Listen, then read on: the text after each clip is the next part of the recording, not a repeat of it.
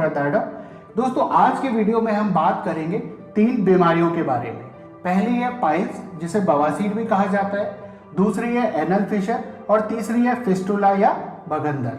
दोस्तों ये तीनों बीमारियां ही शौच के रास्ते या जिसे मलद्वार, गुदाद्वार या एनस भी कहा जाता है इस एरिया में होती है। उसके अलावा इन तीनों बीमारियों के जो लक्षण या सिम्टम आते हैं वो काफ़ी मिले जुले आते हैं। इसी कारण लोगों को ये अक्सर कंफ्यूजन और भ्रम हो जाता है कि उन्हें इन तीनों में से कौन सी बीमारी है। दोस्तों इस वीडियो में मैं आपको विस्तार से बताऊंगा कि इन तीनों बीमारियों में क्या अंतर है।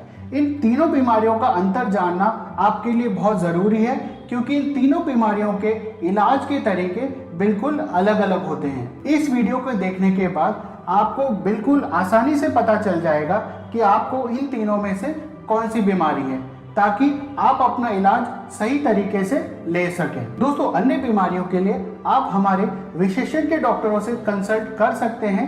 इसके लिए आप हमारे कमेंट सेक्शन में अपना नंबर शेयर करें, हमारी टीम आपसे जल्द से जल्द संपर्क करेगी। तो चलिए शुरू करते हैं आज की वीडियो। दोस्तों पाइल्स या बवासीर हमारे शौच के रास्ते में या गुदाद्वार या मलद्वार के रास्ते में जो नसें होती है उनकी सूजन को कहते हैं। यह नसें बवासीर या पाइल्स में मस्सों के रूप में दिखने लगती हैं या महसूस होने लगती हैं। यह मस्से शौच के रास्ते में अक्सर अंदर की तरफ रहते हैं, परंतु जैसे जैसे पाइल्स या बवासीर की बीमारी बढ़ती चली जाती है यह मस्से बाहर की तरफ भी दिखने लगते हैं। दोस्तों एनल फिशर में हमारी शौच, मलद्वार या गुदाद्वार का जो रास्ता है एक बहुत ही पतली लेयर से ढका हुआ होता है। इस लेयर को मिकोसा कहते हैं।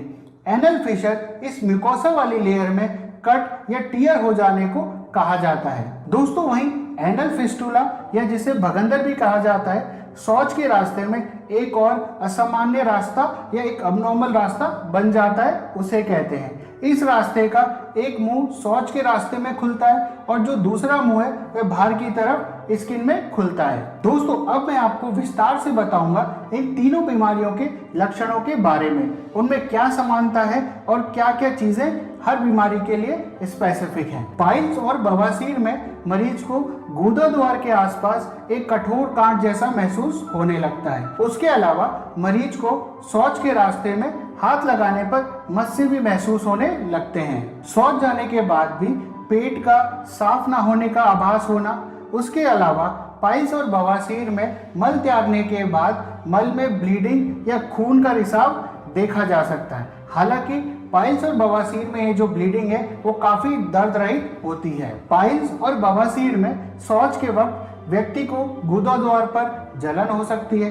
उसके अलावा गुदाद्वार वाले एरिया में खुजली हो सकती है, जलन हो सकती है। शौच के वक्त मल में चिपचिपा पदार्थ आ सकता है जिसे म्यूकस भी कहा जाता है। बार बार मल त्यागने की इच्छा होना परंतु शौच जाने पर मल का ना आना। दोस्तों पाइल्स या बवासीर का अगर समय पर इलाज ना किया जाए तो कभी कभी इसके गंभीर लक्षण भी आ सकते हैं, जैसे कि गुदाद्वार से इतनी ज्यादा रक्तस्राव या ब्लीडिंग होना जिसकी वजह से मरीज में कभी कभी खून की कमी तक हो जाती है। गुदाद्वार में जो मस्से है उसका इन्फेक्शन होना। कभी कभी पाइल्स या बवासीर इतनी ज़्यादा बढ़ जाती है कि मरीज को इसकी वजह से फिस्टुला या भगंदर भी हो सकता है। कभी कभी ऐसा भी होता है कि मरीज का अपने मल पर नियंत्रण खत्म हो जाता है और मल गुदाद्वार से बाहर आने लगता है। दोस्तों अब बात करते हैं एनल फिशर के लक्षणों के बारे में।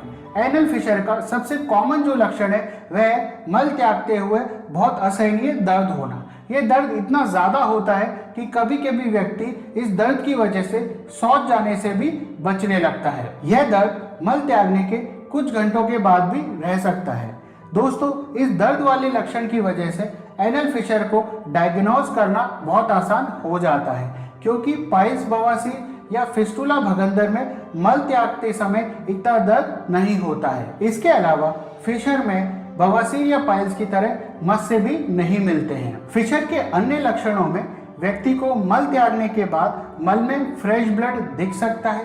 उसके अलावा व्यक्ति को स्किन की एक छोटी गांठ एनल या गुदाद्वार वाले एरिया में महसूस हो सकती है जिसे स्किन टैग भी कहा जाता है। इसके अलावा एनल फिशर में मल द्वार के आसपास खुजली या जलन भी हो सकती है। दोस्तों, अगर इस फिशर का इलाज समय पर ना किया जाए तो इसके भी गंभीर परिणाम हो सकते हैं, जैसे कि यह फिशर बार बार होने लगता है, इसका घाव बढ़ता ही नहीं, उसके अलावा यह गुदा द्वार के आसपास की जो मांसपेशियां हैं वहां तक फैल जाता है और उन्हें भी नुकसान पहुंचाने लगता है। दोस्तों, अब बात करते हैं भगंदर या फिस्टुला के लक्षणों के बारे में।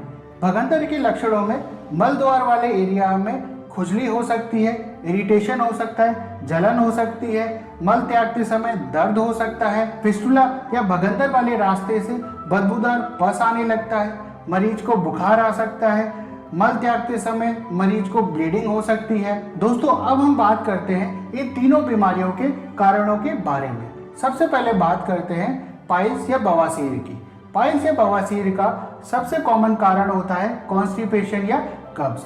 कब्ज की वजह से जो मल है वो कठोर हो जाता है, जिसे शरीर से बाहर निकालने के लिए व्यक्ति ज्यादा जोर लगाता है। इस जोर लगाने की वजह से शौच के एरिया में जो नसें हैं उन पर ज्यादा जोर पड़ता है, वे फूल जाती हैं और मस्सों के रूप में शौच के एरिया से बाहर दिखने लगती हैं। दोस्तों, इसके अलावा पाइल्स या बवासीर के अन्य कारण होते हैं, जैसे कि किसी व्यक्ति को बहुत लंबे समय से दस्त रहना, भारी वजन उठाना, प्रेगनेंसी, बहुत मिर्च मसाले का खाना खाना, खाने में फाइबर कम खाना, धूम्रपान और शराब का सेवन करना और